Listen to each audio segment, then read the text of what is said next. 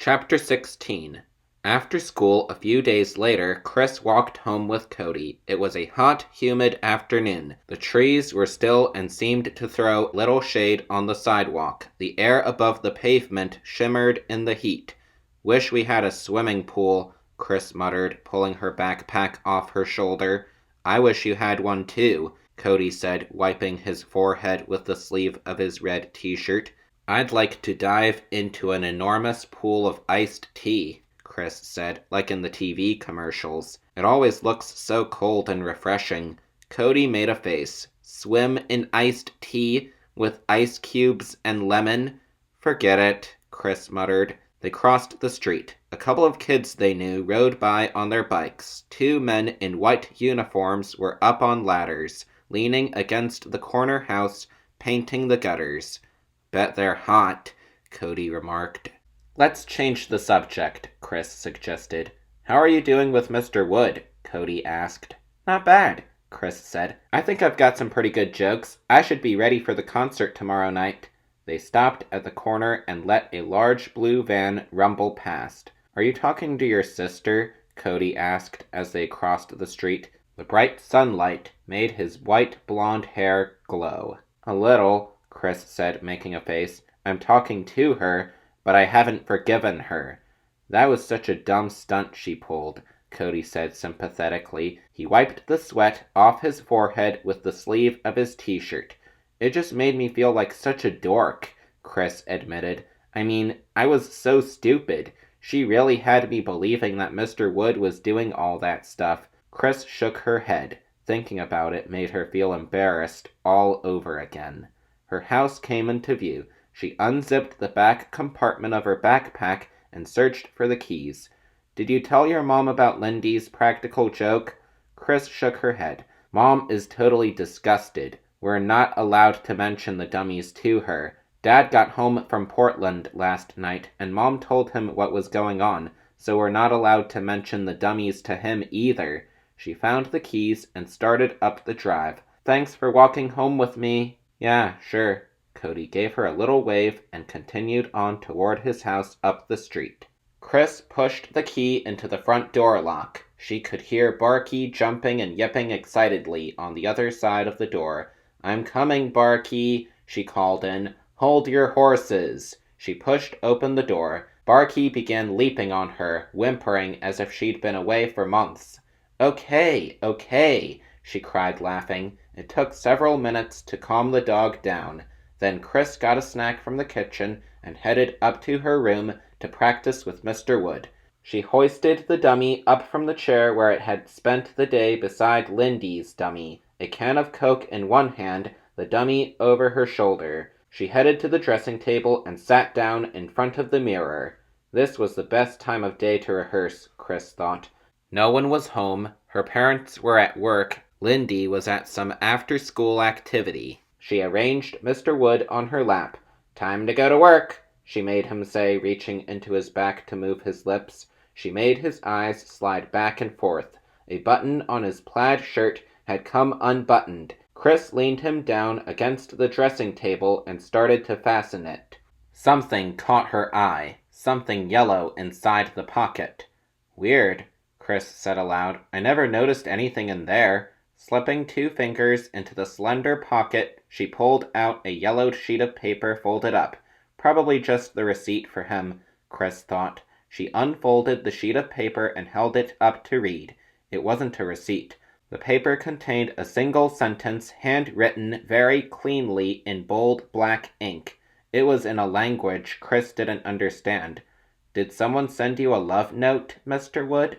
she asked the dummy. It stared up at her lifelessly. Chris lowered her eyes to the paper and read the strange sentence out loud. "Carew, Marie, Odana, Loma, Milano, Corano." "What language is that?" Chris wondered. She glanced down at the dummy and uttered a low cry of surprise. Mr. Wood appeared to blink. But that wasn't possible. Was it?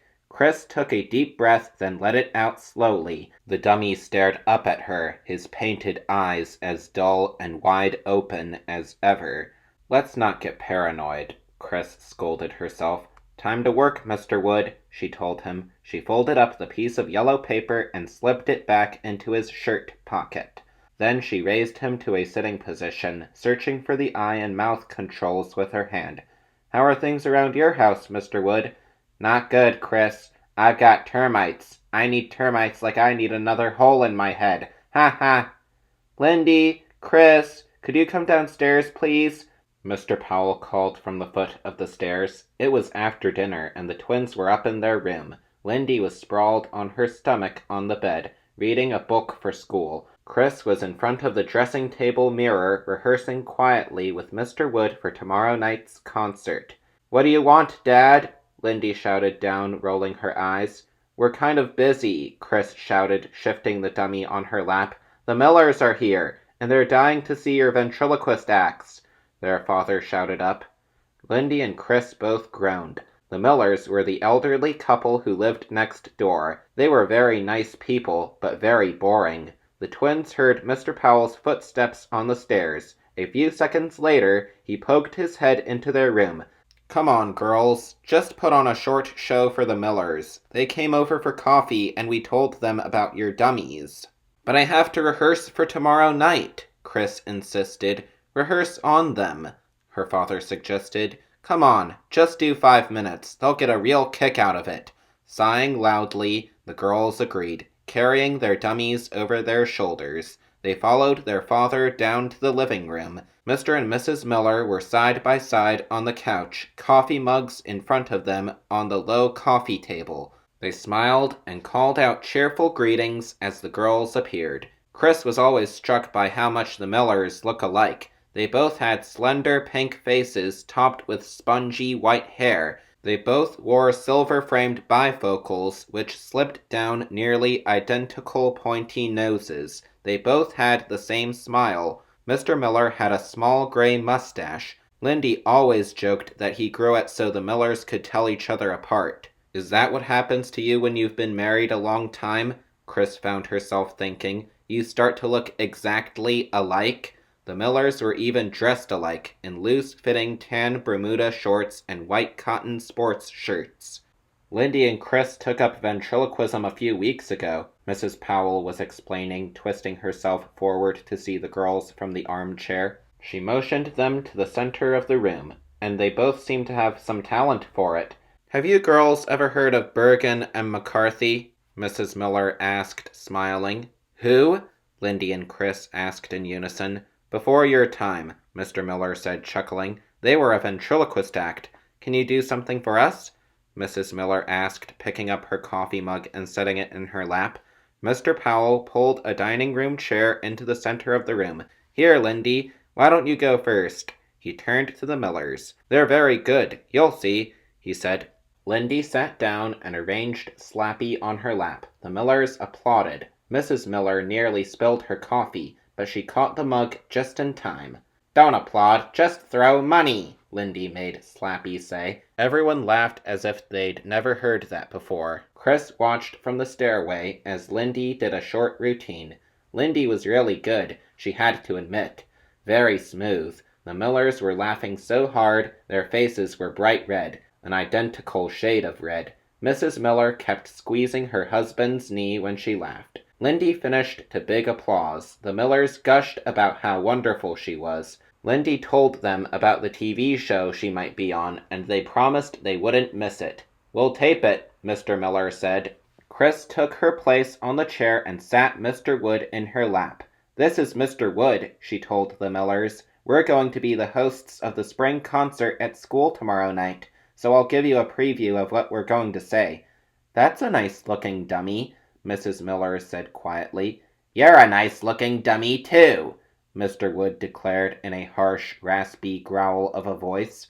Chris's mother gasped. The Millers' smiles faded. Mr. Wood leaned forward on Chris's lap and stared at Mr. Miller. "Is that a mustache, or are you eating a dead rat?" he asked nastily. Mr. Miller glanced uncomfortably at his wife, then forced a laugh. They both laughed. "Don't laugh so hard. You might drop your false teeth," Mr. Wood shouted. "And how do you get your teeth that disgusting shade of yellow? Does your bad breath do that?" "Chris!" Mrs. Powell shouted. "That's enough!" The Millers' faces were bright red now, their expressions bewildered. "That's not funny! Apologize to the Millers," Mr. Powell insisted, crossing the room and standing over Chris. I didn't say any of it," Chris stammered. "Really, Chris, apologize," her father demanded angrily. Mr. Wood turned to the Millers. "I'm sorry," he rasped. "I'm sorry you're so ugly. I'm sorry you're so old and stupid, too." The Millers stared at each other unhappily. "I don't get her humor," Mrs. Miller said. "It's just crude insults." Mr. Miller replied quietly. "Chris, what is wrong with you?" Mrs. Powell demanded. She had crossed the room to stand beside her husband. "Apologize to the Millers, right now! I don't believe you!" I... Gripping Mr. Wood tightly around the waist, Chris rose to her feet. She tried to utter an apology, but no words would come out. "Sorry!" she finally managed to scream. Then, with an embarrassed cry, she turned and fled up the stairs, tears streaming down her face.